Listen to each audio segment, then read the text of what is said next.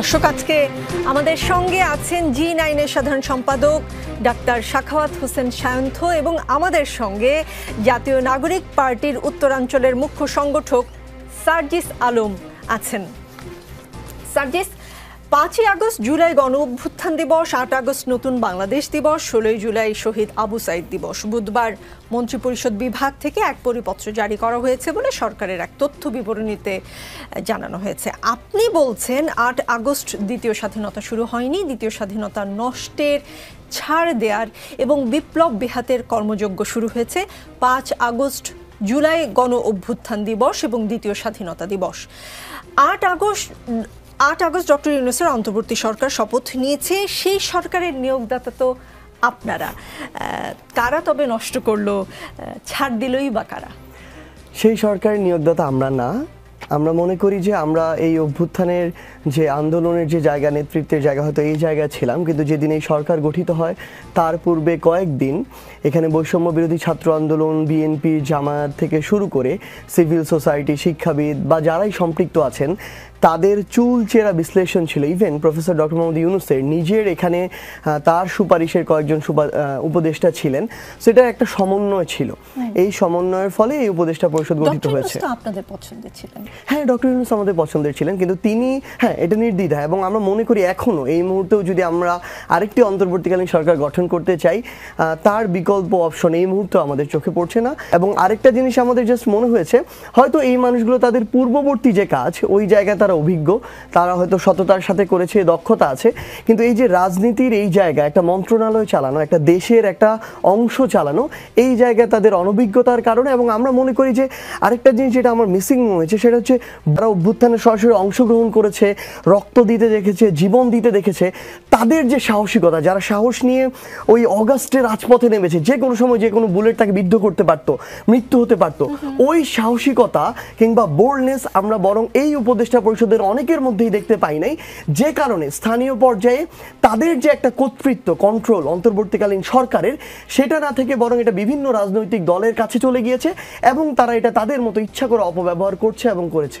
কিন্তু 8ই আগস্ট নতুন বাংলাদেশ দিবস যে হয়েছে এবং মন্ত্রিপরিষদ বিভাগ থেকে যে পরিপত্র জারি করা হয়েছে, আপনাদের সহযোদ্ধা দুজন উপদেষ্টা তো সেখানে আছেন, তারা না করলেও, তারা রাজি না হলে এটা করা সম্ভব হয়েছে বলে মনে করেন? অবশ্যই সম্ভব। এখানে উপদেষ্টা 22 জনেরও বেশি রয়েছেন, মাননীয় প্রধান উপদেষ্টা নিজে রয়েছেন, এখানে তো মাত্র 2 জন, তারা হয়তো এক্ষেত্রে মত দেননি, কিন্তু অধিকাংশের মতামতের ভিত্তিতে হয়ে গিয়েছে, যেটার প্রতিফলন আমরা দেখেছি এখানে। আসলে এখন আমাদের মনে হয়, সত্যি কথা, যদি সুযোগ থাকতো আসলে আমরা অবশ্যই, মানে যা কিছু হয়ে যাক না কেন, এই বয়স, অভিজ্ঞতা, তারপরে হচ্ছে রাজনীতি মধ্যে না, এরকম কিছু না দেখে না, সবচেয়ে ভালো ছিল ওই মুহূর্তে একটা বিপ্লবী সরকারই গঠন করা, কিংবা 2-1টা বড় রাজনৈতিক দল বা 2-1জন বড় ব্যক্তি দ্বিমত করছে দেখে জাতীয় সরকার করব না, এটা আসলে করা উচিত ছিল না। এখন এটা মনে হয়, মানে এটা আমাদের সীমাবদ্ধতা, আমি স্বীকার করে নিচ্ছি, আমাদের অনভিজ্ঞতার এখানে দায় আছে কিছুটা, কিন্তু সবচেয়ে ভালো হতো যদি ওই মুহূর্তে এমন একটা বিপ্লবী সরকার বা অন্তত একটা জাতীয় সরকার করা যেত, যারা আসলে সরাসরি এই অভ্যুত্থানের সাথে সম্পৃক্ত ছিল। জি, বিপ্লব বেহাতের কর্মযজ্ঞ শুরু হয়েছে। আপনি বলছেন তাদের অনভিজ্ঞতার কথা, আপনি একবারও তাদেরকে কোনো অভিযোগ করেননি এখনো পর্যন্ত, আপনি যেভাবে বলেছেন, কিন্তু আপনার লেখনীতে আপনি বলছেন বিপ্লব বেহাতের কর্মযজ্ঞ শুরু হয়েছে, নষ্ট করা, দ্বিতীয় স্বাধীনতা নষ্টের ছাড় দেওয়ার বিষয়টি এসেছে। এটা কথাগুলো কিন্তু যখন লিখেছেন বেশ কঠোর মনে হয়েছে, এখন আপনাকে অতটা কঠোর মনে হচ্ছে না? আমি বলি, এটা আসলে মানে ব্যাপারটা কি এমন, যখন ধরেন অর্ধেক, অন্তত আমি ধরলাম 10 জন উপদেষ্টা 22 জনের মধ্যে, তারা তাদের মতো স্ট্রংলি যে একটা মন্ত্রণালয় ডিল করা, সচিবালয় থেকে শুরু করে একটা গ্রাম পর্যন্ত, এটা যখন করতে পারে না, তখন যে রাজনৈতিক দল মাঠ পর্যায়ে তাদের কর্মী কিংবা নেতাকর্মী অনেক বেশি থাকে, স্পেশালি যদি আপনি বিএনপির কথা বলেন, তারা তাদের জায়গা থেকে যখন বুঝে যে একজন উপদেষ্টাকে ওইটুকু কর্তৃত্বপরায়ণ জায়গায় তারা দেখতে পাচ্ছে না, তারা নিজেদের মতো যতটুকু নিয়ে নেয়ার তারা নিয়ে নেয়। আপনি যায় দেখেন, ইভেন আমি যদি শিক্ষা মন্ত্রণালয়ের কথা বলি, বাংলাদেশের প্রত্যেকটা স্কুল কলেজ স্থানীয় পর্যায়ে আমরা এখন দেখতে পাচ্ছি কি জানেন, অ্যাডহক কমিটি হচ্ছে, সেই অ্যাডহক কমিটিতে সভাপতি হওয়ার একমাত্র ক্রাইটেরিয়া আপনি বিএনপি রাজনীতি করেন কিনা। কিন্তু শিক্ষা প্রতিষ্ঠানগুলোতে এভাবেই তো আওয়ামী লীগ নষ্ট করেছিল। কিন্তু এই প্রক্রিয়া যদি এখনো চলতে থাকে, আমার এই অন্তর্বর্তীকালীন সরকারের উপদেষ্টা কিংবা তারা যদি স্ট্রংলি ওই নির্দিষ্ট এলাকার সবচেয়ে যোগ্য মানুষটাকে, কোনো দল দেখার প্রয়োজন নেই, নট ইভেন এনসিপি, বৈষম্যবিরোধী ছাত্র আন্দোলন, নাথিং, কোনো দল না দেখে সবচেয়ে যোগ্য মানুষটাকে যদি কর্তৃত্ব নিয়ে না দিতে পারে, তারা যদি এইটা হিসাব করে এটা দিয়ে আমি স্থানীয়ভাবে ওই কন্ট্রোলটুকু করতে পারবো না, পলিটিক্সের জায়গায় ব্যালেন্স করতে পারবো না, তাহলে তো আলটিমেটলি আমরা অন্তর্বর্তীকালীন সরকারকে যেই জায়গায় দেখতে চেয়েছিলাম, যেই সংস্কারগুলো যে দেখতে চেয়েছিলাম, সেটা তো আমরা দেখতে পাই না। সো সামগ্রিকভাবে এটা একটা জাস্ট এক্সাম্পল, এরকম প্রত্যেকটা জায়গা হয়েছে। একজন ইউএনও জনগণের যে সুবিধাগুলো দেওয়ার কথা সরাসরি, সেগুলো এখন বাধ্য হয়ে রাজনৈতিক স্থানীয় নেতৃবৃন্দের মাধ্যমে দিতে হচ্ছে। এবং আমরা যেটা দেখছি, অধিকাংশ খুব স্বাভাবিকভাবে বিএনপি তাদের জায়গায় নিয়ে নিচ্ছে, তাদের নেতাকর্মীরা দিচ্ছে, এবং এটা দিতে গিয়ে আওয়ামী লীগের মতোই আবার জনগণের থেকে টাকা নেওয়ার যে কালচার, এটা শুরু হয়েছে।